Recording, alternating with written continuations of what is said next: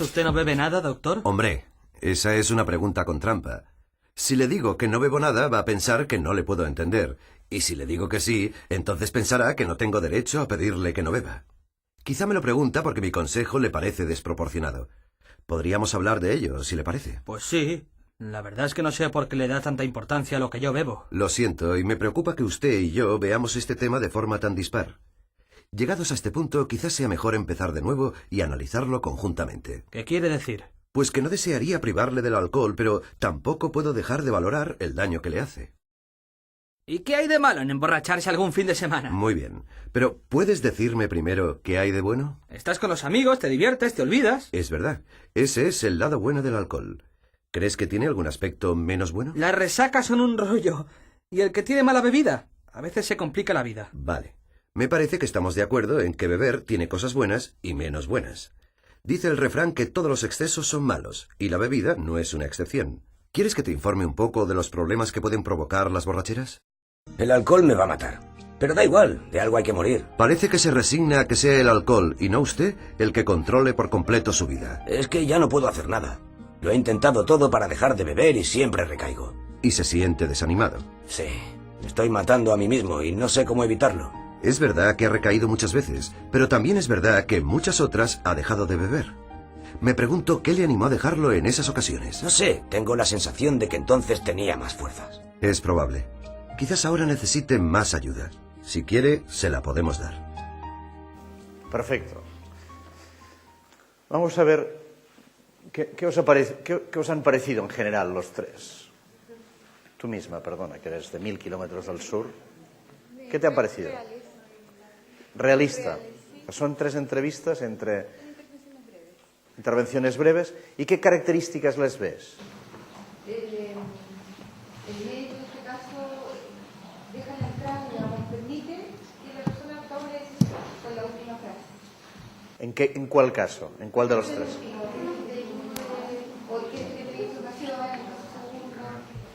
Correcto. ¿Qué más vemos en estos vídeos en general? ¿Qué más observamos? Es decir, son tres casos, tres ejemplos prácticos de práctica cotidiana donde manejamos una situación de un consumidor de riesgo, con consecuencias o no, y que nos encontramos solos ante el peligro. ¿Qué diría esto? Yo creo que impresiona bastante lo empático que se muestra el médico frente a su paciente, y yo creo que también eso no es la realidad muchas veces con la que nosotros acá nos encontramos. ¿Dónde has visto la empatía? ¿La puedes comentar? Dice vuestra compañera que ha visto una relación empática entre el médico y el paciente. ¿Dónde la has visto? ¿Cómo la has visto? En la escena, sobre todo cuando habla con el chico que es más adolescente, Sí. o sea, él le hace ver o le muestra una alternativa de que cuál es lo bueno, pero también dime cuál es lo malo. Por lo tanto, él se pone como en una posición más de igual a igual y no como tan de poder sobre el otro o el paciente en este caso, o la otra persona. Muy importante lo dice la compañera. Seguramente habrá hecho algún curso de entrevista motivacional. Por supuesto. Porque el médico efectivamente se coloca en una situación neutral. Entonces, fundamental relacionarse en este contexto, en esta posición neutral y, por tanto, tener esta relación empática. Vamos a ver, ¿me permite colocar el primero un segundo? Vamos a comentarlos uno a uno ahora. Quería primero tener una impresión general y ahora me gustaría entrar uno a uno. Vamos a ver el primero una vez o dos veces. Chico, joven, que acude a una consulta. Bueno, joven o medio joven. ¿Acaso usted no bebe nada, doctor? Hombre, esa es una pregunta con trampa. Si le digo que no bebo nada, va a pensar que no le puedo entender. Y si le digo que sí, entonces pensará que no tengo derecho a pedirle que no beba. Quizá me lo pregunta porque mi consejo le parece desproporcionado. Podríamos hablar de ello, si le parece. Pues sí. La verdad es que no sé por qué le da tanta importancia a lo que yo bebo. Lo siento, y me preocupa que usted y yo veamos este tema de forma tan dispar. Llegados a este punto, quizás sea mejor empezar de nuevo y analizarlo conjuntamente. ¿Qué quiere decir? Pues que no desearía privarle del alcohol, pero tampoco puedo dejar de valorar el daño que le hace. Paramos aquí un segundo y vamos a analizar en profundidad los tres, uno a uno. ¿Quién tenía palabra levantada? ¿Tú? Tenía también por aquí una palabra también, vale, muy bien, ¿sí? Estamos ahora analizando este caso, ¿eh? Me gustaría que entrarais en este caso concreto. Ya, al comienzo aprecio una actitud un poco confrontacional como para ponerse un poquito a nivel del usuario, pero luego de esto surge una propuesta con él. ¿Ya? Es una propuesta de ver, de analizar un poco esto, de cómo el usuario lo... Primero hablas de una cierta confrontación, ¿verdad? Sí. Un tono de confrontación. Claro. Inicialmente. Pero luego viene una propuesta, hablemos acerca de esto, hablemos acerca de lo que está pasando. Muy bien. Y luego le propone hablar acerca de lo nocivo que puede ser el alcohol, pero no se muestra prohibitivo. Muy bien. Estas dos de aquí, por favor. Ya. Para mí, más que confrontación, yo sentí la resistencia del cliente frente al tratamiento, o sea, frente al reconocimiento del consumo, y el médico hace como un juego de palabras con él, pero también mostrándose como con debilidad, o sea, en ningún momento negó que él también a lo mejor consumía alcohol, pero no tenía el problema. Entonces, al ponerlo como al mismo nivel de él, el cliente no le quedó otra alternativa que bajar inmediatamente la resistencia, porque ya la segunda pregunta, él ya está diciendo, ya, pero a ver, ¿cuál es el problema? O sea, ¿qué pasa si yo sigo bebiendo? ¿O qué problema tienes con el alcohol? Ok. ¿Quién era? Yo quería tomar ese mismo punto porque eso es lo que, esa experticia que tiene este terapeuta es lo que desencadena que después haya una sensibilización posterior. Quería poner el acento un poco en esta escucha activa, de empatía, de confrontación y cómo cambia, no sé si todos lo pueden evidenciar, el nivel lógico de la conversación. O sea, cuando empieza a hablarle de chavo, si tú tomáis o no tomáis, a ver, espérate, eso es una pregunta tramposa y se va a otro nivel lógico que tiene que ver como con la consejería y entra por ahí. Y ahí le permite generar algún tipo de sensibilización. Más cuestiones. Correcto, muy correcto todo lo que dicen, ¿eh? ¿Sí? Se muestra preocupado. Preocupado. ¿Quién se muestra preocupado? Médico. El médico se muestra preocupado. Sí, por la discrepancia. ¿Por? Por la discrepancia. Por la discrepancia. Muy bien. Es de libro, ¿eh? Están saliendo las cosas del libro, de manual. Sí. Hay una cosa que vio que me pareció que no aporta mucho, que es que le dice, si es que yo le digo que no bebo o que bebo, no le voy a poder pedir que no beba, y eso lo dice al inicio, y creo que eso entrampa un poco la comunicación. Pero eso está hecho ex profeso en la nota, porque precisamente fíjate que él le dice, esto es una pregunta con trampa, si yo te digo que sí, perderé cualquier credibilidad, y si te digo que no, no voy a poder consumir. Pero está hecho ex profeso porque es de las típicas situaciones en el que el médico se encuentra solo ante el peligro, el médico, enfermera, trabajador social, ante un caso y dice, ¿y ahora cómo salgo de ahí? Pues es un buen ejemplo de salida.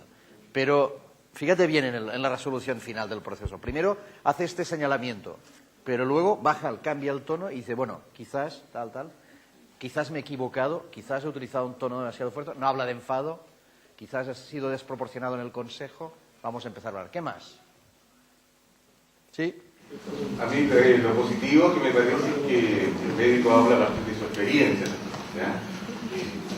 Trata de no dar consejo médico, a pesar de que usa el concepto consejo, cosa que me parece un tanto complejo.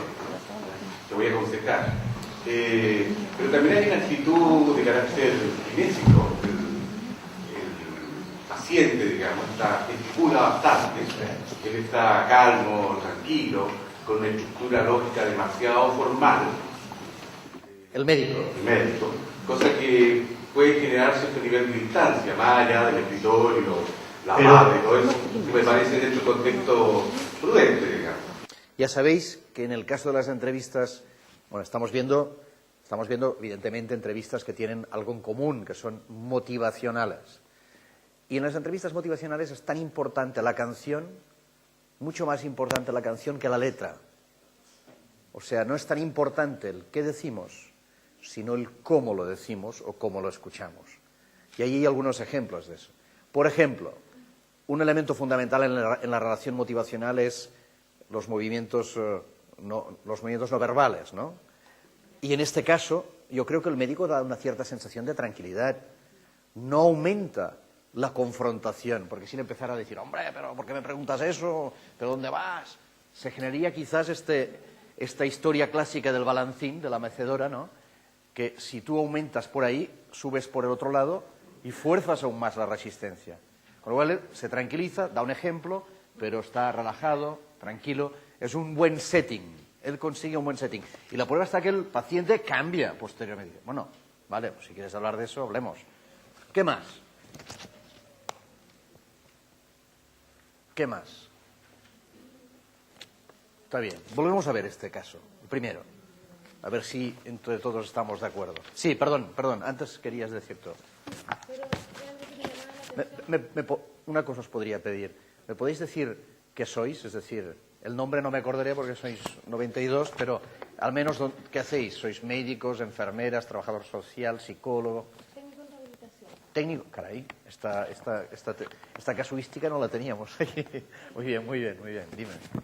¿En un centro de atención primaria o no? Sí, en un consultorio. Correcto. Sí, me llama la atención esto de en esas tres escenas, ¿sí? En donde este personaje, el médico terapeuta, va adaptándose a los requerimientos del otro. No hay como este modelo tipo que un poco lo hablaba de Nacho con el otro, que nos baja alineamientos, ¿verdad?, protocolos donde nos tenemos que ceñir a eso. Y de alguna forma lo que nosotros vamos haciendo en la práctica es como llevar esto y de ahí nace el arte, en donde nos vamos adaptando a los requerimientos del otro. Hay tres casos en donde hay uno como la resistencia, negación o cero conciencia de enfermedad, hasta uno donde se muestra más amable y de verdad ya no va a recibir ayuda.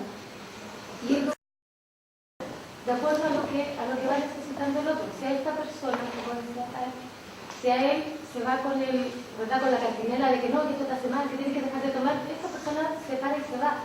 Que es como, por ejemplo, las personas que recibimos en el consultorio que los trae la señora, o los mandó forzado al médico, no sé, tiene un problema de hipertensión y lo mandan, ¿cómo se llama?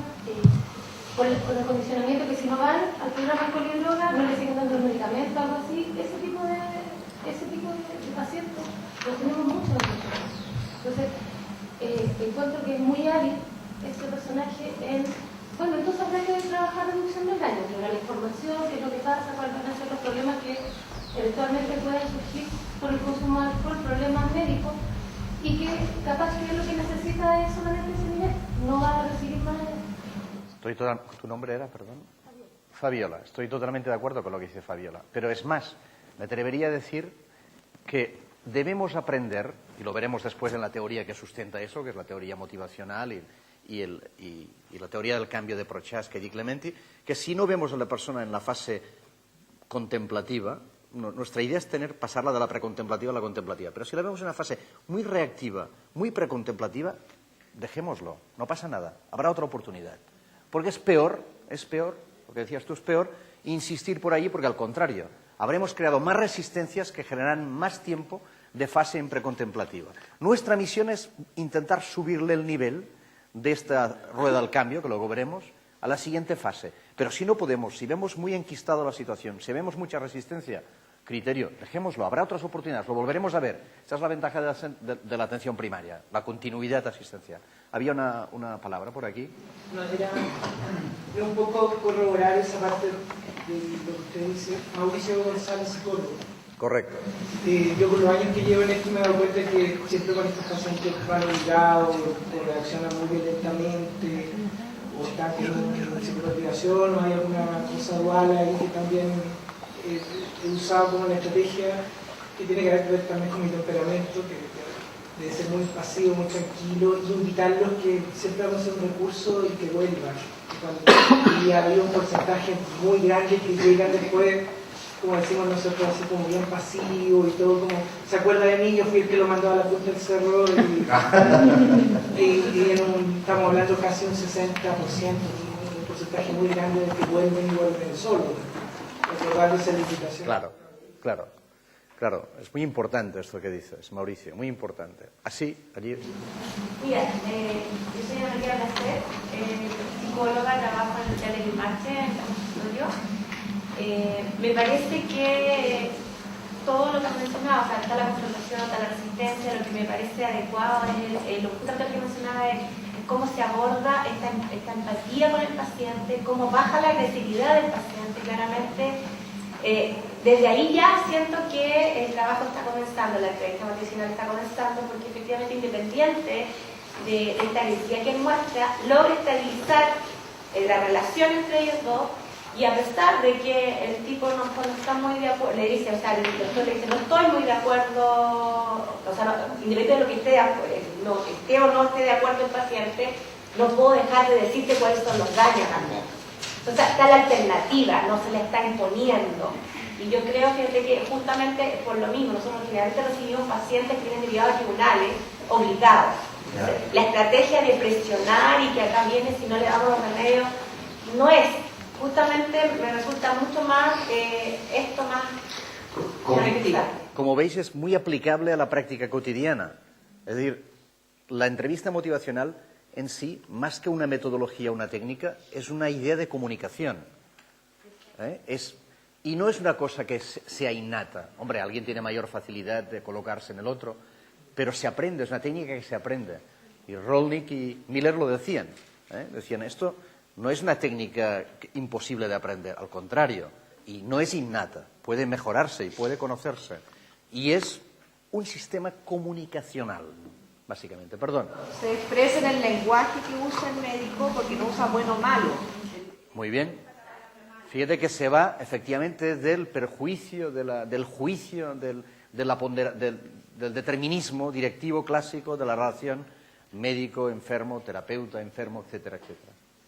Vamos a ver un momento, otra vez ahora con todo lo que hemos dicho este caso, y vamos a cerrarlo. ¿Acaso usted no bebe nada, doctor? Hombre, esa es una pregunta con trampa. Si le digo que no bebo nada, va a pensar que no le puedo entender.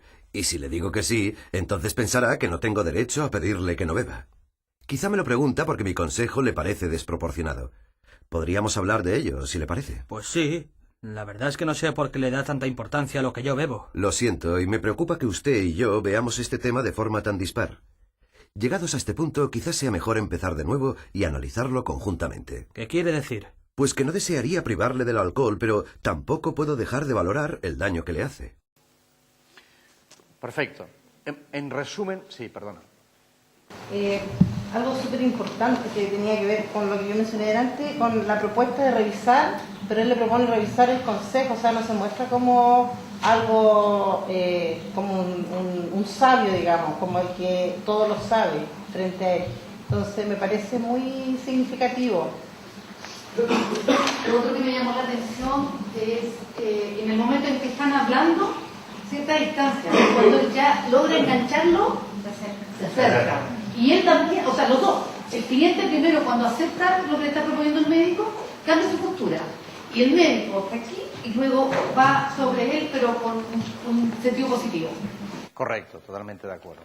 En realidad podríamos cerrar este caso diciendo que nos encontramos ante lo que nosotros llamamos lidiar con las resistencias. ¿Qué sucede aquí? Aquí sucede que el médico le pregunta sobre alcohol a este chaval y el chaval dice, bueno, pero si yo no venía a esta historia, ¿de qué vas?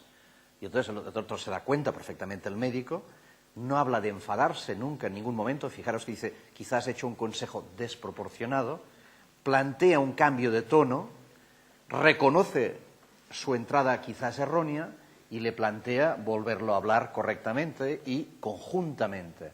Y ahí hay un cambio absoluto de la resistencia. El paciente cambia completamente de actitud, se abre y automáticamente podemos empezar a hablar conjuntamente. No hay dirección, no hay juicio. Le dice, hombre, yo tengo que decirte lo que hay sobre este tema, pero oye, lo podemos hablar tranquilamente, lo podemos... Se ve claramente cómo hay un reflejo muy concreto de evitar la palabra enfado. Y conjuntamente vamos a ver los problemas que esto puede tener, pero conjuntamente, nada más. Entonces el otro está muy dispuesto, ¿sí? A mí me llamó la atención también los tres videos, pues, tomando lo que se llama, no sé, como la elasticidad del rol del terapeuta, que en algún momento tiene la capacidad para ponerse a la altura del paciente, poder comprenderlo, pero sin perder, digamos, su postura de terapeuta.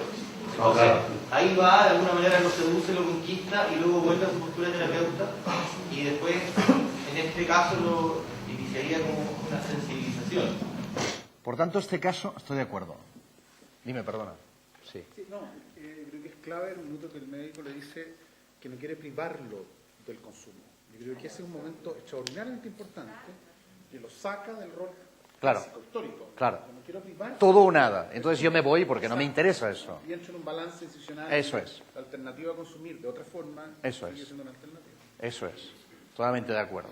Por tanto, podríamos este caso situarlo perfectamente en un caso típico de resistencia inicial, es decir, entra mal la persona, se produce un espacio de distancia muy importante, quizás porque ha habido un cierto intrusionismo, no se ha corregido, no se ha adecuado el tono, y se da cuenta inmediatamente el médico, terapeuta, enfermera, trabajador social, psicólogo, cuidador, rehabilitador, quien sea, porque todo el mundo lo puede hacer perfectamente, y dice, oye, no, vamos a ver, quizás no me he expresado correctamente. ¿Crees? Puedes, te pide permiso. Pide permiso. Hay que pedir siempre permiso para dar consejo, no es una cosa gratuita. Te puedo decir, te puedo comentar, podemos comentar, pide permiso. Entonces, cambia. La resistencia se va al suelo y cuando la resistencia se va al suelo todo entra con una facilidad extraordinaria. Me acuerdo de, si me permitéis, un tono frívolo, un chiste. En Madrid, sabéis que son un poco castizos, ¿no? Y es un chaval que es heroinómano. Es heroinómano y diabético y va al endocrinólogo y el endocrinólogo es diabético, tipo 1. Y el endocrinólogo dice, pero ¿usted cuántas veces se pincha? Y el chaval, que era de muy Madrid, dice, ¿de lo suyo o de lo mío? ¿No? Pues esto es un poco la historia de la motivación. Vamos a ver el segundo caso. ¿Y qué hay de malo en emborracharse algún fin de semana? Muy bien. Pero, ¿puedes decirme primero qué hay de bueno? Estás con los amigos, te diviertes, te olvidas. Es verdad. Ese es el lado bueno del alcohol. ¿Crees que tiene algún aspecto menos bueno? Las resacas son un rollo. Y el que tiene mala bebida, a veces se complica la vida. Vale. Me parece que estamos de acuerdo en que beber tiene cosas buenas y menos buenas. Dice el refrán que todos los excesos son malos, y la bebida no es una excepción. ¿Quieres que te informe un poco de los problemas que pueden provocar las borracheras? Vamos a ver. ¿Cómo situaríamos este caso? Está en la misma línea, pero ¿cómo situaríamos este caso? ¿Qué diríamos de este caso? ¿Sí? Yo creo que de nuevo... Perdón. Soy doctora de un consultorio. Que nuevamente el hecho que él verbalice, estamos de acuerdo, ese es el lado bueno del alcohol, es como en el primer caso cuando dijo, no me gustaría privarlo. O sea, no se pone en ese extremo que haría que muchos pacientes se vayan, no se acabe la conversación. Entonces, de eso vamos a ver. Podríamos hablar aquí de aceptar lo bueno y lo malo, ¿no? De aceptación.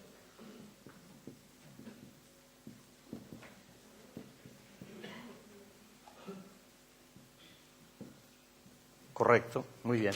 ¿Sí? Pero en el comienzo lo que no hace es mencionar la palabra que menciona el usuario, que es males. Él dice lo bueno y lo menos bueno. Le da notoriedad a eso, no a lo malo. Correcto.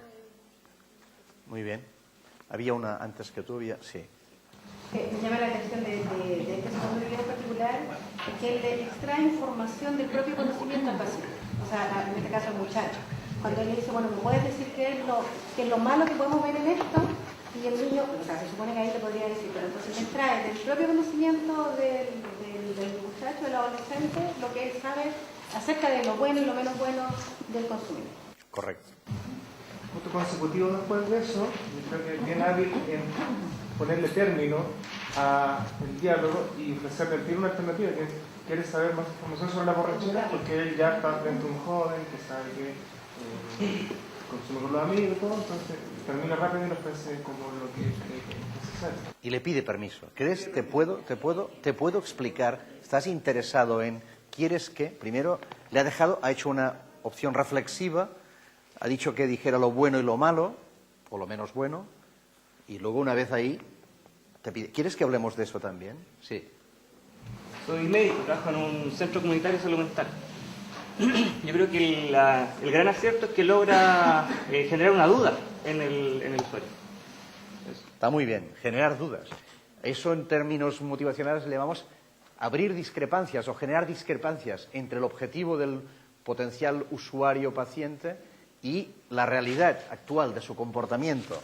Generar discrepancias.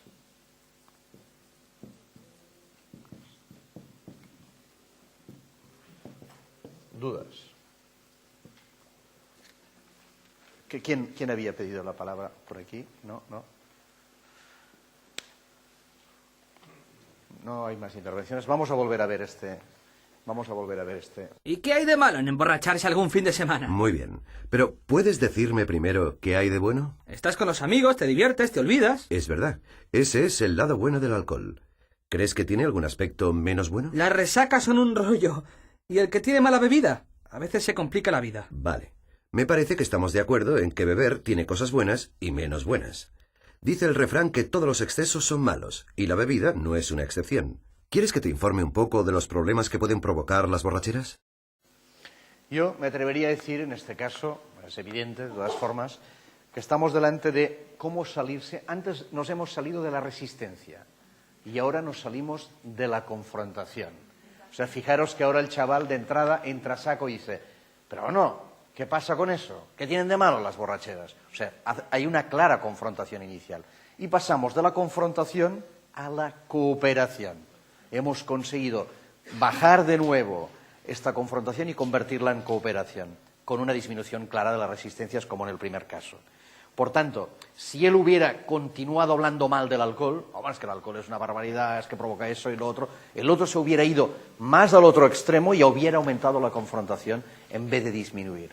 Por tanto, podríamos hablar de este segundo caso perfectamente, podríamos titularlo de la confrontación a la cooperación. Y eso es muy habitual también.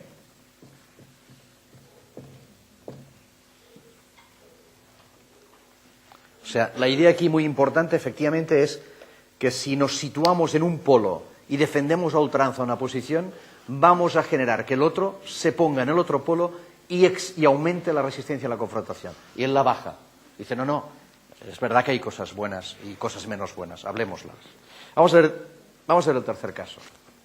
El alcohol me va a matar. Pero da igual, de algo hay que morir. Parece que se resigna a que sea el alcohol, y no usted, el que controle por completo su vida. Es que ya no puedo hacer nada. Lo he intentado todo para dejar de beber y siempre recaigo. Y se siente desanimado. Sí, me estoy matando a mí mismo y no sé cómo evitarlo. Es verdad que ha recaído muchas veces, pero también es verdad que en muchas otras ha dejado de beber. Me pregunto qué le animó a dejarlo en esas ocasiones. No sé, tengo la sensación de que entonces tenía más fuerzas. Es probable. Quizás ahora necesite más ayuda. Si quiere, se la podemos dar. ¿Qué nos dice este caso? Es un poco distinto de los otros dos. Empecemos por aquí. Tú eras, perdona, no lo sé. Psicóloga. En un momento, el primer momento, ¿cierto? Hay un tema de desesperanza aprendida ahí con la persona, pero el doctor trata de empoderarle y hacerlo responsable, de decirle, ¿cierto?, que se haga responsable de lo que a él está pasando en este momento. Pero además muy empático porque le hace un reflejo de lo que le está pasando y además una comprensión de su estado de ánimo, de cómo él está sintiendo con lo que hoy le está pasando. Y otro tema que veo ahí, el tema de la motivación y el reconocimiento de intentos anteriores por haber dejado de consumir. O sea, eso es súper importante mencionárselo a la persona. Lo primero que has dicho, ¿todo el mundo está de acuerdo? ¿Puedes repetir lo primero? Has dicho 4 cosas. La primera de ellas... La desesperanza aprendida, sí. El empoderamiento y hacerlo responsable. Pero dices que lo hace responsable al paciente. O sea, lo invita a que él se haga responsable de lo que hoy día podría hacer. Yo creo que más que nada fortalece o rescata lo positivo de él haber intentado hacer de las recaídas. Yo creo que de ahí se toma para que él, si lo has podido hacer otras veces, ¿por qué esta vez no lo vas a poder intentar? Y te vamos a ayudar. Segundo recuerdo, trabajo social. Segundo recuerdo, como lo escuché en el seminario, uno de los principios de las creencias motivacionales era el apoyo a la autoeficacia. Exacto. Aquí esta gente, ¿dónde está Alfredo? Esta gente que hay aquí trabajando no necesita nada. Esto se les puede dar el manual y empieza a trabajar sin ningún problema.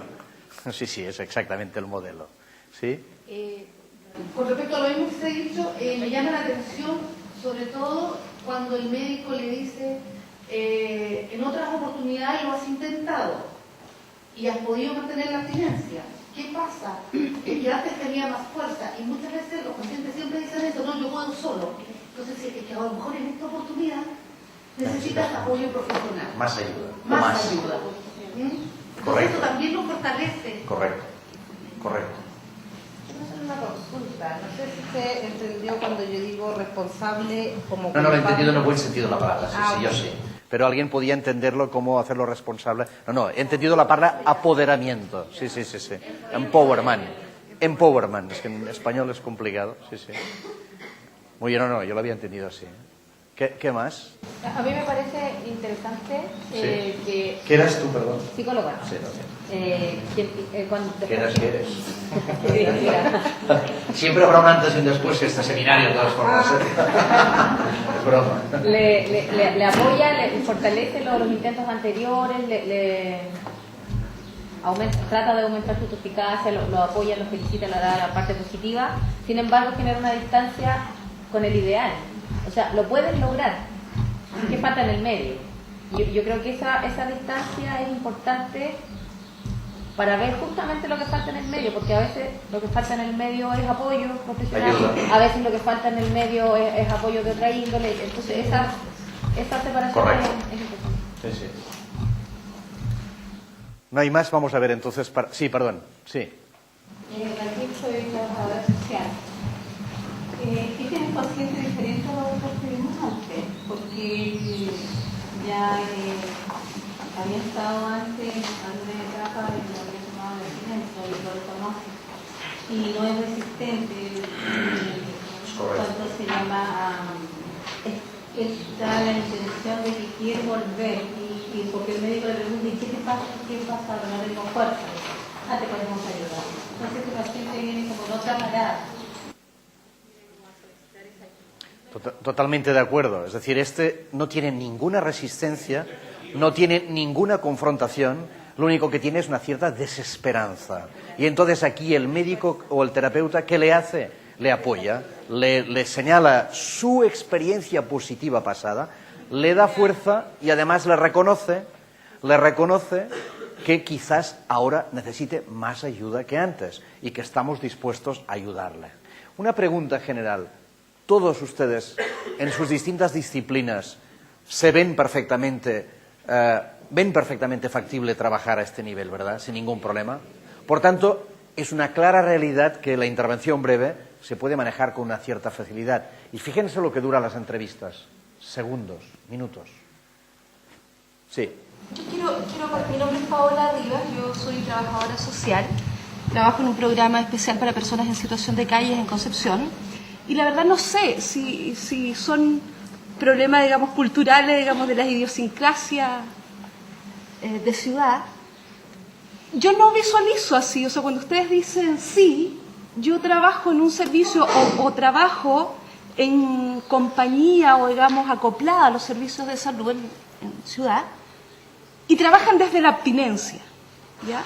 Entonces, cuando llega un paciente a ver, digamos, algún tipo médico, la resistencia está, porque trabajan desde la abstinencia, ¿ya? No existe la posibilidad en este minuto de decir, mira, sí, puede que efectivamente el alcohol te dañe, pero vamos a trabajar en esto como lo vimos en el primer video, digamos, ¿ya? Entonces, objetivamente eso provoca una resistencia mayor. Pero y eso, ¿por qué se trabaja desde la abstinencia? No son enfermos alcohólicos lo que tú ves, ¿verdad?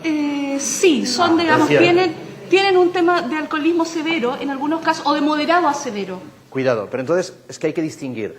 Todo este planteamiento que hacemos aquí, por eso lo digo, que aunque vosotros trabajéis en ámbitos muy especiales y muy concretos, se hace para consumidores de riesgo, o en este caso, persona que a lo mejor ha tenido problemas perjudiciales, que lo ha dejado muchas veces, pero que no consigue dejarlo. Pero no hemos visto ningún alcohólico severo aquí. Claro, en un alcohólico severo el consejo breve debería orientarse, primero que no es tan eficaz, porque lo que sí es eficaz sigue siendo la entrevista motivacional para hacerle ver que pase a la fase de poderlo dejar y le apoyemos en la autoeficacia buscando experiencias positivas de algo que ha dejado a lo mejor hace tiempo, o el tabaco, o haber conseguido hacer ejercicio físico cuando no lo hacía, o mejorar su estado, no sé, buscarle experiencias, no sé, si había conseguido adelgazar, si estaba grueso o al revés. Buscarle experiencias positivas en el pasado para replicarlas. Esto es lo que se llama autoeficacia. Esto sigue siendo válido, pero en general el esquema que yo he puesto aquí es, nos dirigimos al consumo excesivo de alcohol, consumo de riesgo, y por tanto gente que puedes decirle tranquilamente que, bueno, si quiere consumir, puede continuar consumiendo. Claro, a un enfermo alcohólico es difícil decirle que vuelva. Tienes que reforzar otros aspectos. pero no tanto reforzarle y decir, bueno, si bebe no pasa nada, porque si es un severo, le estás provocando un problema, tienes que jugar de otra manera, es algo distinto. Es importante no perder el setting. Yo creo que un poco la entiendo, porque yo también trabajo con personas en situación de calle, pero en Valparaíso. Siento que lo que quiso referir es que... No, eso yo lo entiendo también. Lo que yo siento la complicación que nos produce, porque en realidad al ir a ver a las personas en la calle, uno tiene que hacer intervenciones cortísimas muchas veces. El tema de la generalización de los profesionales. Entonces uno los estimula, trabaja para mejorar condiciones, para apoyar el tratamiento más complejo. Y va al consultorio a hacerse el examen preventivo, por ejemplo, y en el consultorio no tienes que tomar, no tienes que hacer esto, y si no lo haces no vengas más. Pero esto es castigar, esto es penalizar. Y una cosa es castigar y penalizar, que esto es erróneo, y otra cosa es decir, como profesional tengo que decirte que en tu caso el consumo de alcohol es bastante incompatible. Pero hablemoslo, cómo te sientes, qué podemos hacer contigo. Hagamos de esta entrevista una entrevista motivacional. No le generemos una distancia porque dice, bueno, como yo no puedo dejar el alcohol, me voy corriendo y me voy a casa. Y adiós, y se acabó la historia. Por tanto, hay que trabajar eso. Hay que trabajarlo muy bien, pero con un objetivo algo distinto de lo que estamos viendo en estos casos prácticos de acá. Pero sí, estoy totalmente de acuerdo. Pues sí, es otra historia, sí. Yo quería compartir, me llamo Cecilia, yo soy enfermera y trabajo en Osorno a nivel secundario, Centro de Salud Mental. Y muchos pacientes que llegan a tratamiento, que ya tienen la dependencia, traen esta postura de que quiero beber menos, quiero tomar menos, quiero ver cómo lo hago. Y en esos casos generalmente nosotros damos un paso al lado y decimos, bueno, intentémoslo como usted lo está planteando y veamos qué pasa. Como todos sabemos cuál va a ser el resultado, que esa persona claramente no puede controlar la ingesta, cuando se produce la recaída y el paciente ve que no puede manejarlo, está más asequible y más llano a la propuesta que nosotros le hacemos. Estoy totalmente de acuerdo. Son técnicas distintas para llegar al mismo lugar. La única diferencia es que tú como médico tienes que saber que si esta persona tiene un riesgo de intoxicación alcohólica aguda, no sé el caso si es severo, pues puede tener conflictos y problemas. Pero la forma de abordar es absolutamente correcta. Sí, yo quiero ir quizás para terminar la idea y dar un poco más fin. No quiero entrar en discrepancia, pero quiero usar tu ejemplo en el sentido de decir, nosotros ya sabemos desde antes que él no va a dejar. Entonces, cuando yo trabajo con un usuario, con una persona, un cliente, digamos, al frente, también es como yo, tú decías, es importante el tema gestual, ya la no comunicación verbal. Entonces, cuando yo hablo y gesticulo, digamos, desde esta manera, desde ya sabiendo que efectivamente esta persona no va a dejar de consumir, tú eso también lo transmites. Puede que no se lo digas inicialmente a un paciente o a un cliente, pero cuando tú pones, digamos, ese acento... De todas formas, tenemos ahí también otras técnicas, por ejemplo, las técnicas relativas a la reducción del riesgo, la reducción del daño. Ahí nos interesa la salud de este paciente. A lo mejor ahí podemos aconsejar en esta situación que aunque consuma alcohol, intente no consumirla en determinadas situaciones, por ejemplo, pero que la continúe consumiendo. Es decir, ahí podemos jugar también en objetivos intermedios, aunque sabemos que al final, en este caso, si es un paciente alcohólico, nuestro objetivo debería ser que al menos durante un tiempo remitiera su consumo de alcohol. Muy bien. ¿No es importante la sinceridad para lograr la empatía y lograr un asentamiento? A lo mejor conviene más ser sincero y decir, sí. Veamos alternativas y veamos también alternativas si vuelves a consumir. Correcto. Sí, me parece absolutamente correcto. Sí, pero teniendo en cuenta, insisto, que hemos cogido ahora un elemento que se nos escapa de lo que estaba pretendiendo hacer, que es el tratamiento de un enfermo alcohólico. El tratamiento de un enfermo alcohólico tiene unas características y condiciones. Bienvenido sea la motivación para incorporarlo al sistema asistencial, pero una vez en el sistema asistencial, o bien manejamos conductas de disminución del daño, del riesgo, pero la negociación ahí es un poco más compleja. Pero existe, siempre existe negociación. Pero es un poco más compleja porque esta persona es incapaz de manejarse con el consumo de alcohol. Y ahí debemos tener nosotros otro conjunto de influencias. Es incapaz, estamos hablando de un señor que ha presentado un delirium tremens. Tú no puedes provocar, puede tener un problema gravísimo este señor. Por lo tanto, debes protegerle de esta situación. Ahora bien, me parece que como capacidad de contacto y de reflexión y de autoayuda, de recogerlo, de evitar males mayores, de no perderlo, cualquier técnica me parecerá correcta. Yo diría, para finalizar, este caso lo situaría claramente, bueno, todos lo habéis dicho, ¿eh? El tercer caso lo situaríamos en la autoeficacia. Es decir, el terapeuta intenta, en este caso, hacerle ver, señalar, compartir que otras veces lo ha conseguido, pero además que si esta vez es más difícil, él le va a ayudar aún más, que no se preocupe. Es decir, está apostando por las posibilidades del paciente, le está creyendo en estas posibilidades, le está haciendo creíble. Si tuviera que priorizar, ¿priorizaría ahí la protección del paciente o preservar el vínculo con él? En este caso, el vínculo siempre, porque el vínculo me asegura la posibilidad de hacer algo. El otro no sé qué pasará si lo pierdo. Vínculo, la relación... Por eso he dicho siempre, no pasa nada si alguna vez fallamos, fracasamos, siempre que tengamos la posibilidad de volver. Ya habrá otras oportunidades. Y el médico y el terapeuta tiene que ser suficientemente inteligente de decir, no puedo seguir por esta línea porque ahí perderé el paciente. Por tanto, son 3 casos. Si puedes pasarme ahora todo lo que da soporte a lo que hemos visto en la parte práctica muy rápidamente, lo vemos. Pásame, sí, donde pone training. Hablábamos entonces en la segunda parte de habilidades básicas. Pásame la siguiente, por favor. Entonces aquí vemos claramente 2 modelos clásicos o 2 modelos de intervención. Un modelo informativo y un modelo motivacional. Y ahí todo lo que se ha reflejado en vuestros comentarios. En la primera parte podéis ver dar consejos de expertos. No ha sido el caso en general de los 3. En cambio, ¿qué hemos hecho? Estimular la motivación del paciente. Intentar persuadirlo. No, nos hemos retirado en los 3 casos inmediatamente. Y lo que hemos hecho es devolver los puntos de vista del propio paciente para aprovecharlos en la persuasión. Repetirle los consejos una y otra vez machaconamente. No, lo que hemos hecho es establecer una aproximación colaborativa entre terapeuta y paciente. Finalmente, hemos actuado con autoridad. En ningún caso, incluso en algún caso que lo hemos hecho rápida, hemos cambiado de tono y hemos hecho un modelo de aplicación más progresiva. Quizás este es un modelo más rápido, pim, pam, pum, fuego. Este es más lento, pero seguramente más eficaz. La siguiente.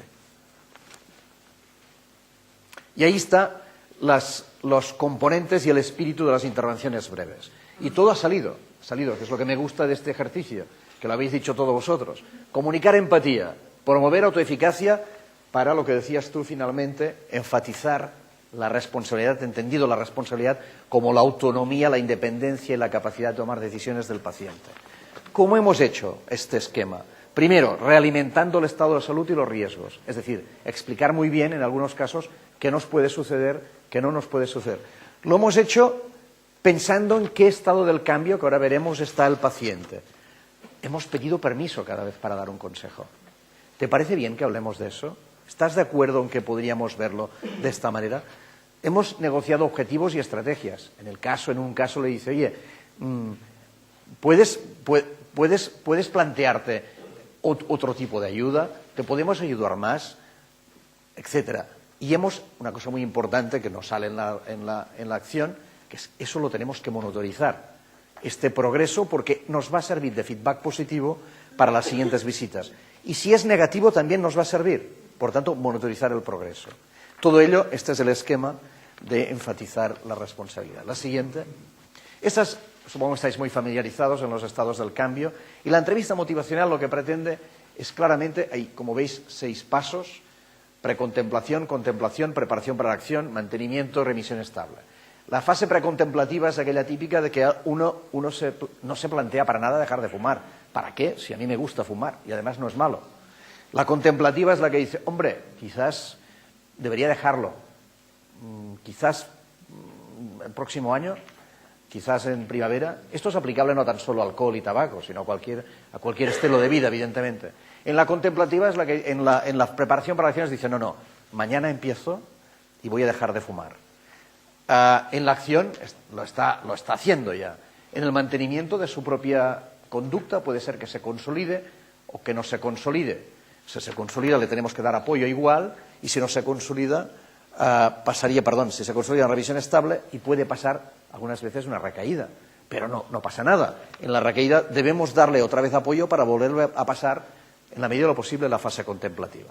La siguiente. En el primer caso de no conciencia, evidentemente intentar promover toma de conciencia. En la ambivalencia, explorar las preocupaciones y promover esta discrepancia interna entre lo que haces tú ahora y lo que tú mismo consideras como un objetivo vital.